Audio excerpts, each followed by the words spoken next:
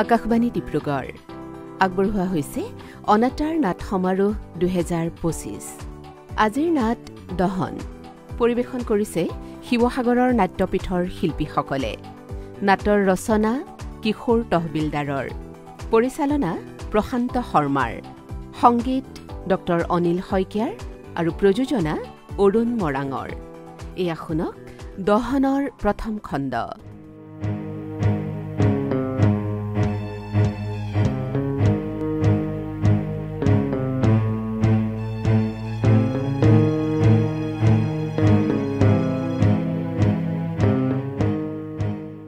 যোৱা 24 আগষ্টত আনন্দনগৰত সংগঠিত দলবদ্ধ ধৰ্ষণৰ বলি হোৱা 16 বছৰীয়া যুৱতীগৰাকীয়ে মৃত্যুৰ সৈতে যুঁজি আজি গুৱাহাটী মেডিকেল কলেজত শেষ নিশ্বাস ত্যাগ কৰে।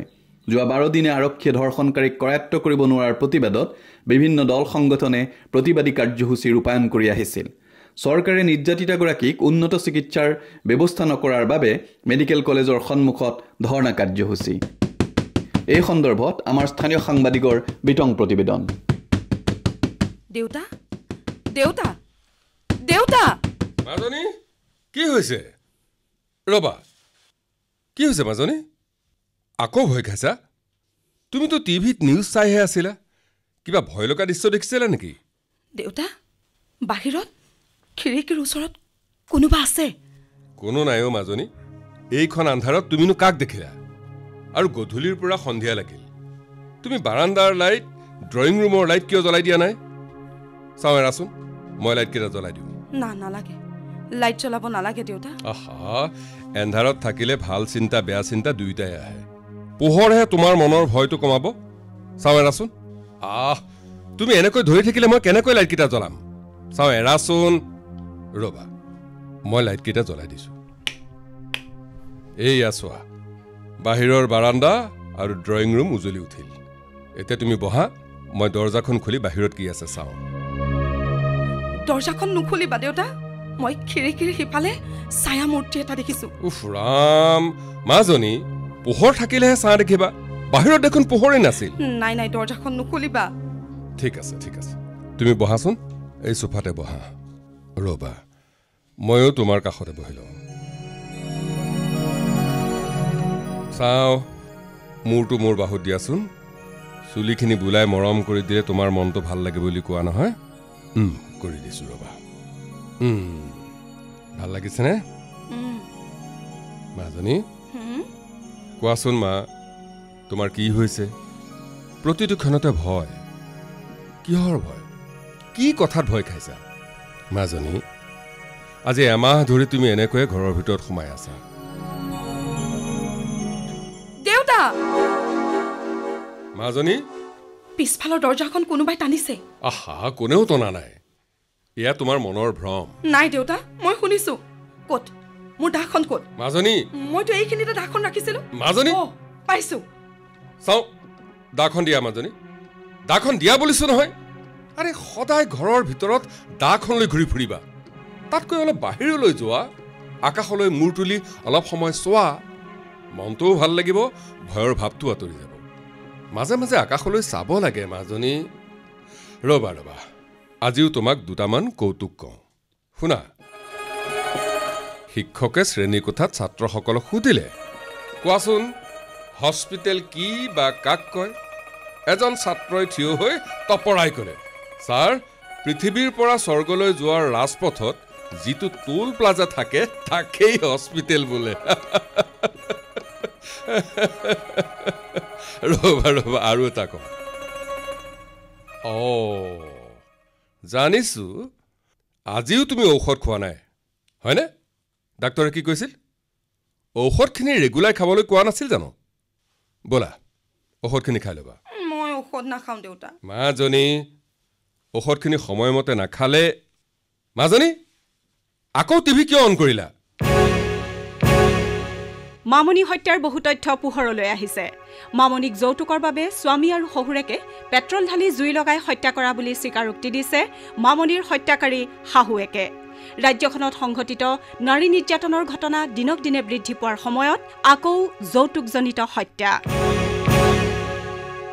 চাওঁ, ৰিমোটটো দিয়া। কেৱল টিভি টিভি টিভি।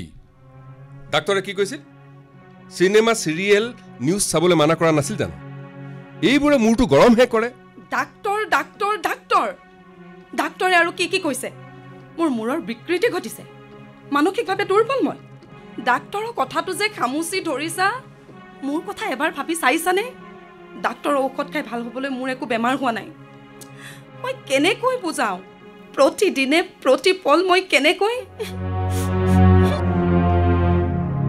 এই বয়সত মই পৰি ফুৰাৰ সলনি চট ফটাই ৰুম এটাৰ ভিতৰত বন্দীৰ নিচিনা সোমাই আছো এটা এটা ৰাতি মই শান্তিত শুব নোৱাৰো এবাৰ ভাবিছানে মোৰ কথা কি কৰিছা মোৰ বাবে তুমি কি কৰিব লাগে আৰু কি কৰিব লাগে বাপেক মই নিজৰ সন্তানৰ প্ৰতি বাপেকৰ বুকুত কি আছে ফালি দেখুৱাব লাগিব নেকি ৰাতিপুৱাৰ পৰা ৰাতিলৈ কেৱল বেমাৰৰ কাৰণে দৌৰিছো আৰু তুমি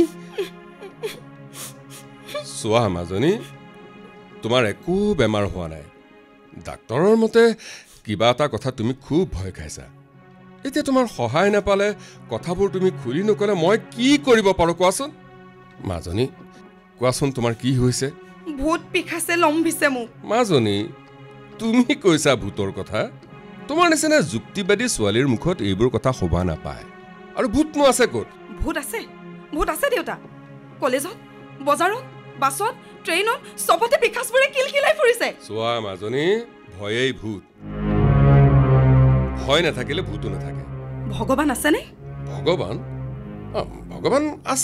আছে তো ভগৱান যদি আছে ভূতো আছে চাৰিওফালে শয়তানৰ ৰাজত্ব মাজনী এইবোৰ যুক্তি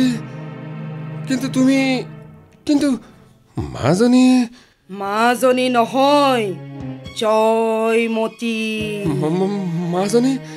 মাজনী এইবোৰ তুমি কি ক'ব ধৰিছা কোন জয়মতী মই তোমাৰ পত্নী জয়মতী মাজনী মোৰ শৰীৰী আত্মা এতিয়া তোমাৰ ছোৱালীৰ দেহত আজি এমাহ ধৰি মই এই দেহত সোমাই আছো জয়া তুমি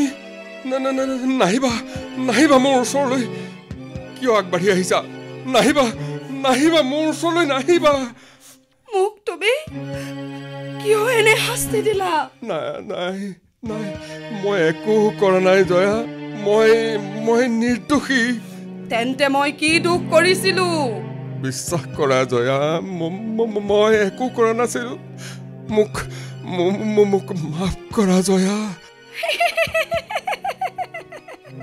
দুখ যদি কৰা নাই মাফ খুজিছা কিয় এতিয়া প্ৰতিশোধ লোৱাৰ সময় জয়া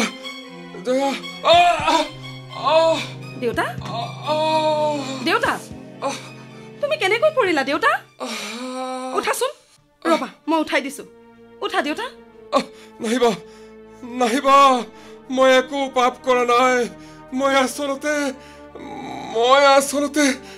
মই একো জনা নাছিলো জয়া মই দেউতা মই মাজনী এয়া চোৱা মই তোমাৰ হাতত ধৰিছো চোৱা দেউতা মাজনী মই তোমাৰ হাতত ধৰিছো চোৱা মোৰ হাতখন বুটনিৰ দৰে চেঁচা নেকি মাজনী চাওঁ উঠাচোন উঠা দেউতা উঠা বহা দেউতা বহা দেউতা তুমি কৈছিলা ভয়েই ভূত সেয়েহে মই তোমাক ভয় খুৱাবলৈ দেউতা তোমাক মই নামাৰিবা দেউতা প্লিজ নামাৰিবা মই তোমাক মোক ক্ষমা কৰি দিয়া দেউতা এই যে হাতখন দাঙিছো তোমাক চৰিয়াবলৈ নহয় মই নিজেই নিজক চৰিয়াবলৈ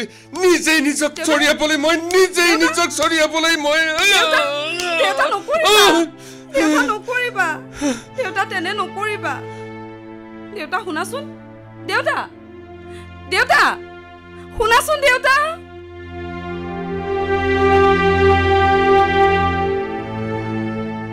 মা তুমি থকা হলে আজি কিন্তু তুমি ফটো হৈ গলা অ মা ফটো হৈ গলা তোমাৰ ফটোখনত বগা কাগজৰ মালা দি মই ড্ৰয়িং ৰুমত তোমাক সযতনে ৰাখিছো সদায় তোমাৰ ফটোখনৰ সন্মুখত ধূপ চাকি জ্বলাওঁ কৰবালৈ ওলাই গলেও তোমাৰ হাঁহি থকা ফটোখনত সেৱাটো জনাইহে ওলাই যাম। মা, তোমাৰ মৃত্যুৰ সময়ত বোলে মোৰ মাত্ৰ 3 বছৰ বয়স আছিল। ডাঙৰ হৈহে জানিছিলো তুমি বোলে আত্মহত্যা কৰা নাছিলা। আইতা আৰু খুৰাই তোমাক ডিঙি চেপি হত্যা কৰি বাথৰুমত ওলোমাই থৈছিল যৌতুকৰ বাবে। সঁচানে মা? তুমি মোৰ বাবে চিন্তা নকৰিবা, মই নিজক বচাব পাৰিম। কিন্তু দাদা, তোমাৰ ল'ৰাটো সি বেয়া হৈছে অ' মা, সি বহুত বেয়া হৈছে। সি আজিকালি সদায় মদ খাই আহে। মোৰ খুব ভয় লাগে অ' মা, মোৰ খুব ভয় লাগে।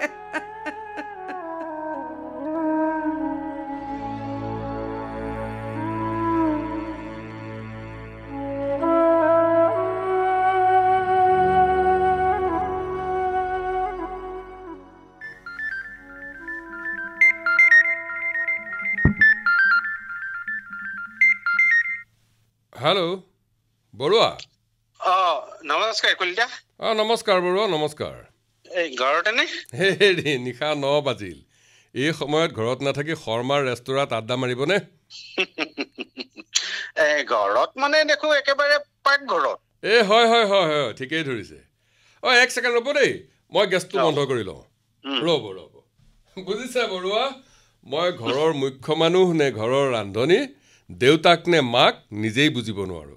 হয় হে কলিতা, আপোনাৰো কমখন জেমেলা হৈছেনে? হেৰা বৰুৱা, ঠিকেই কৈছে। এই স্বামী স্ত্ৰীৰ যিয়ে আগতে ঢুকায় তেওঁৱে আচলতে সুখী। ৰাইট। সেই কিজানি আমাৰ পুৰুষ প্ৰধান সমাজখনত বিয়াৰ ক্ষেত্ৰত ছোৱালীজনী ল'ৰাতকৈ 6-7 বছৰ সৰু বিচাৰে। ঠিকেই। যাতে স্বামীৰ বৃদ্ধ অৱস্থাত অলপ কম বয়সৰ ঘৈণীয়েকজনীয়ে শুশ্ৰূষা কৰিব পাৰে। বাৰু কলিতা, পাতনি অলপ দীঘলীয়াই হ'ল। এতিয়া মূল কথালৈ আহিম। কওক। কাইলৈ আমাৰ ঘৰলৈ বাবাজী এজন আহিব। বাবাজী? বৰ নামী বৈদ্যনাথ বিহাৰী। হয় নেকি? মানে আমাৰ এওঁ বৰ বেয়া মানে ভূত প্ৰেতৰ সপোন দেখি থাকে হে। বৰুৱা, আমি দুয়ো একেখন হাইস্কুলতে কাম কৰোঁ বাবে আপোনাৰ জীৱন দৰ্শন বুদ্ধি বিচাৰ জানো। তদুপৰি আপুনি নিজে এজন বিজ্ঞানৰ শিক্ষক। অন্ধবিশ্বাসী মানুহ মূৰ্খ বুলি গালি পাৰি আজি আপুনি। আচলতে কলিতা, নাস্তিকসকলেও ভগৱান নাই বুলি চিঞৰি নিজৰ একমাত্ৰ সন্তানটোৰ দুৰাৰোগ্য বেমাৰ হলে মন্দিৰলৈ গৈ ভগৱানৰ ওচৰত আঁঠু লয়। বুজিছে কলিতা, নিজৰ আঙুলিটো পুৰিলেহে। বৰুৱা, কাইলৈ লগ পালে কথা পাতিম দিয়ক। মই দাইলখিনি কুকাৰৰ পৰা আজৰি কৰি চাউলখিনি সিজাই লওঁ। এক মিনিট, কুকাৰত দাইল নাৰান্ধিবহে। কিয়? দাইল সদায় কেৰাহীত উতলাই ওপৰত উঠা বগা ফেনখিনি পেলাই দিব লাগে। হয় নেকি? সেইবোৰ মেডিচিন হে। বাৰু বৰুৱা, গুড নাইট। বৰুৱাই কি কৈ গ'ল? নাস্তিকসকলেও ভগৱান বিশ্বাস কৰে। ভূত প্ৰেত, বাবাজী, অন্ধবিশ্বাস। বৰুৱাই কোৱা কথাবোৰ ইমান চিকিৎসা কৰিও মাজনীক সুস্থ কৰিব পৰা নাই। এবাৰ বৰুৱাই কোৱা কথাবিলাক ভাবি চাব লাগিব। বাবাজীৰ কথা ভাবি চাব লাগিব।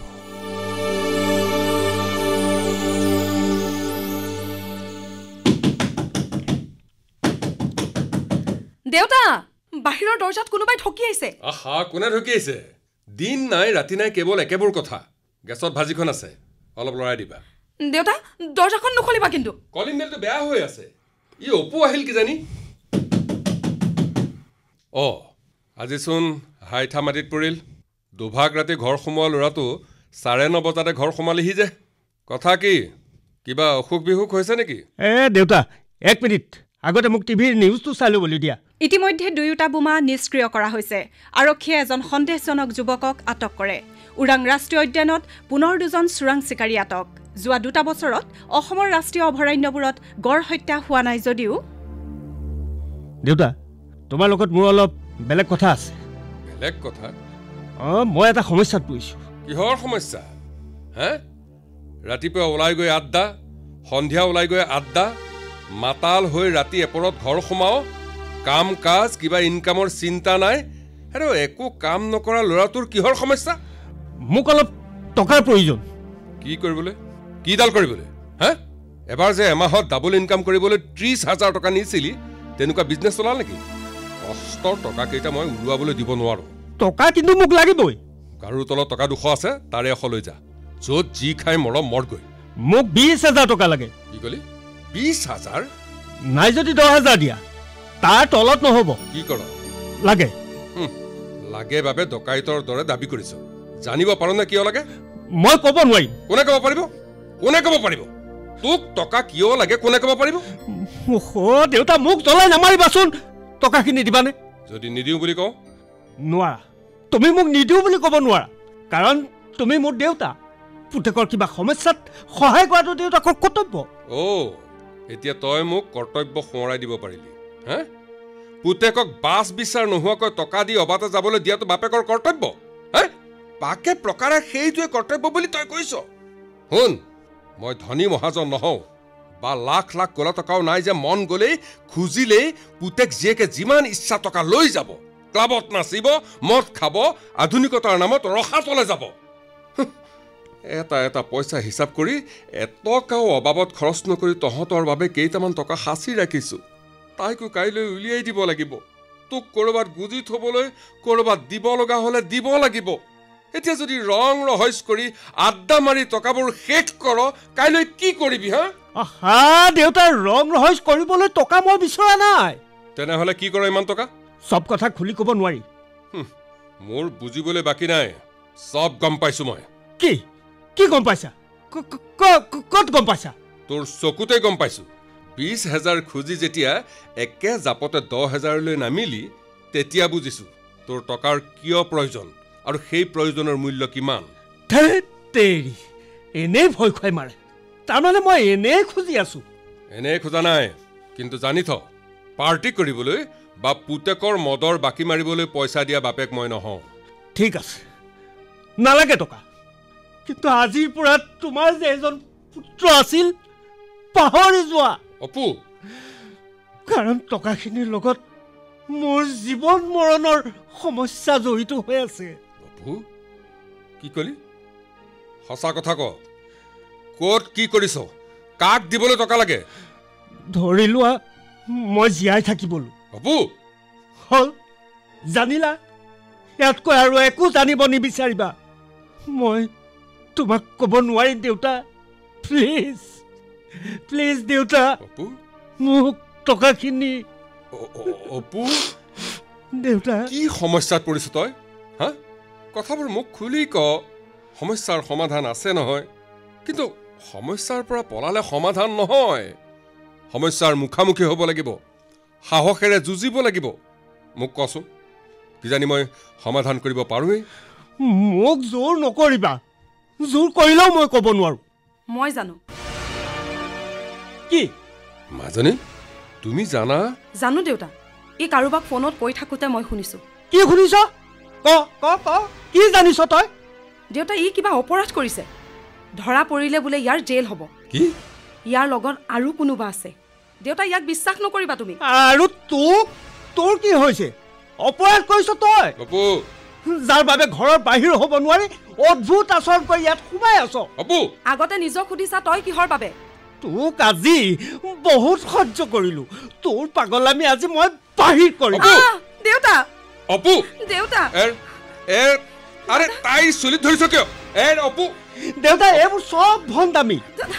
দিনৰ দিনটো তলত ঘূৰি ফুৰা ছোৱালীজনী হঠাৎ কিহৰ ভয় সোমাল? অপৰাধ কৰিছ যদি তই কৰিছ। অপু, ঐ ক, কিয় এই মূৰ্তি ধৰি আছ?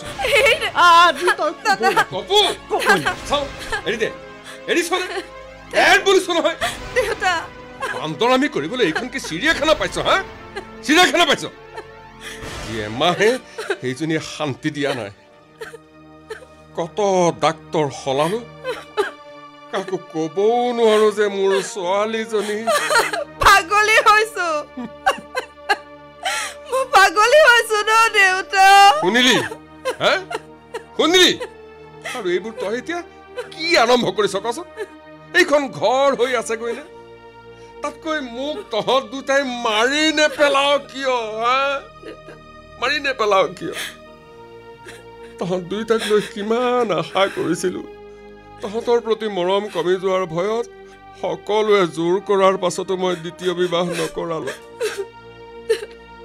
অকল সেই মাক আৰু দেউতাক দুয়োৰে অভাৱ পূৰণ কৰিছিলো মই এতিয়া তহঁতে মৰম কৰিবলৈ সুবিধাই নিদিয়া হলি শিক্ষকৰ ল'ৰা ছোৱালী শিক্ষা সংস্কাৰটো ঠিকেই দিছিলো মই তেন্তে ক'ত ভুল হ'ল মোৰ ভুল ক'ত হ'ল ক'ত যোৱা দেউতা টকাখিনি দিবানে নিদিয়া খাটাংকৈ কৈ যোৱা ক'ব নোৱাৰা সমস্যাবোৰ ক'ব নোৱাৰাকৈ নিজেই সমাধান কৰ তাত কোনো বাপেকৰ প্ৰয়োজন নাই তাৰমানে নিদিয়া নিদিও দেউতা দেউতা শুনাচোন দেউতা টকা নাপালে কিন্তু মোক হেৰুৱাবা কৈ থলো কিন্তু হেৰুৱাবা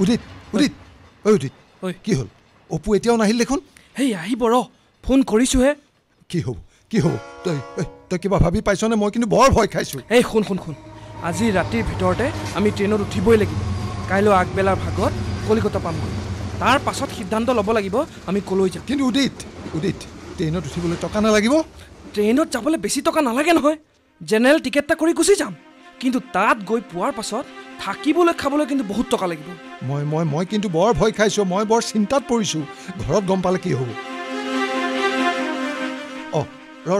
সৌটো অপু আহিছে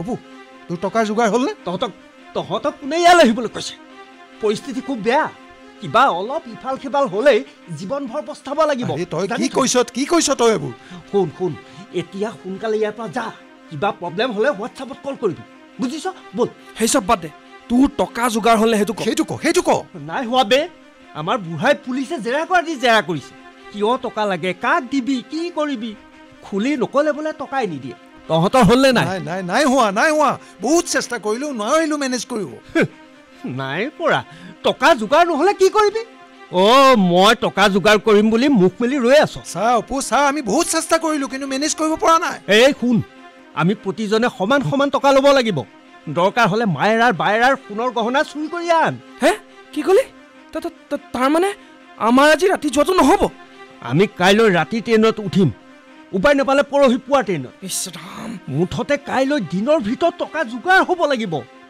যা এতিয়া যা শুন ঘূৰি নুফুৰিবি অপু মই কিন্তু খুব ভয় খাইছোঁ অপু মই খুব ভয় খাইছোঁ মনে থাক না তোৰ কাৰণে আমি এতিয়া ফচিম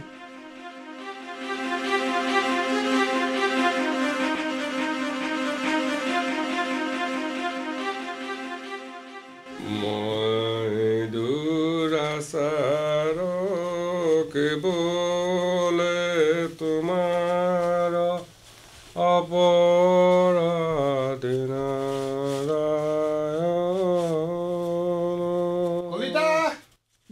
কলিতা কৃষ্ণ ভূঞা মৰ্ণিং ৱাক কৰিছে এৰা পিছে আপুনি দেখোন মৰ্ণিং ৱাক কৰিবলৈ নহাই হ'ল কি ক'ব হে ভূঞা ৰাতি টোপনি আহোঁতে দেৰি হয় বাবে পুৱা উঠোতে দেৰি হয় এই মাত্ৰ গাটো তিয়াই ধূপ জাল জ্বলাইছো তাকেহে অৱশ্যে মোৰো আজি অলপ দেৰি হ'ল আহক ভূঞা চাহ একাপ খাব আহক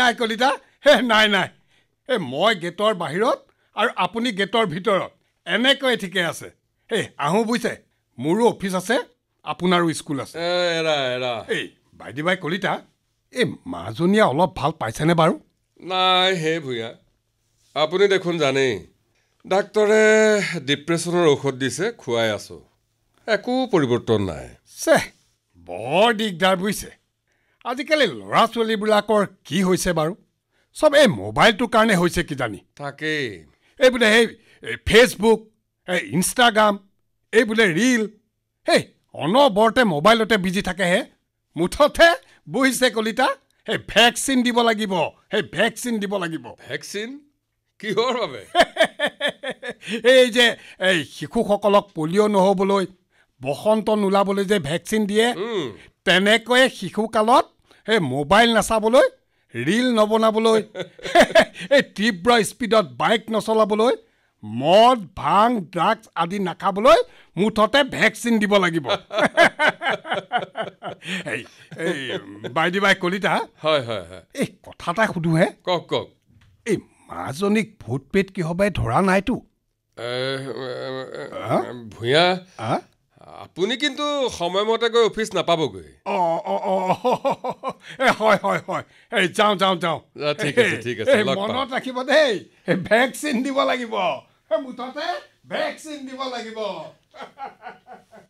ভূত প্ৰেত বৰুৱাৰ দৰে ভূঞাও সেই একেই কথাবোৰ এবাৰ চিন্তা কৰি চাব লাগিব বাবাজীৰ কথাটো এবাৰ চিন্তা কৰি চাব লাগিব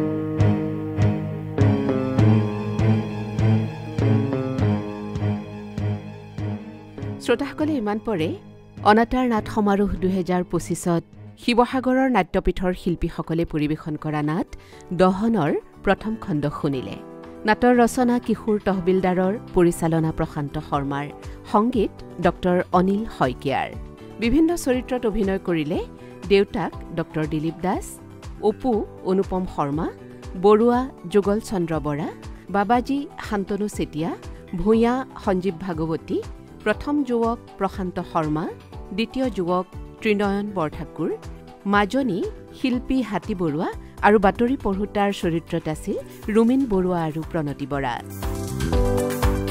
প্ৰযোজনা সহযোগী আছিল প্ৰণতি বৰা নাটখনিৰ প্ৰযোজনা অৰুণ মৰাঙৰ সামগ্ৰিক পৰিকল্পনা লোহিত ডেকাৰ নাটখনিৰ পুনৰ প্ৰচাৰ শুনিবলৈ পাব কাইলৈ পুৱা 8:30 এই নাটৰ পৰৱৰ্তী খণ্ড শুনিবলৈ পাব কাইলৈ নিশা 9:30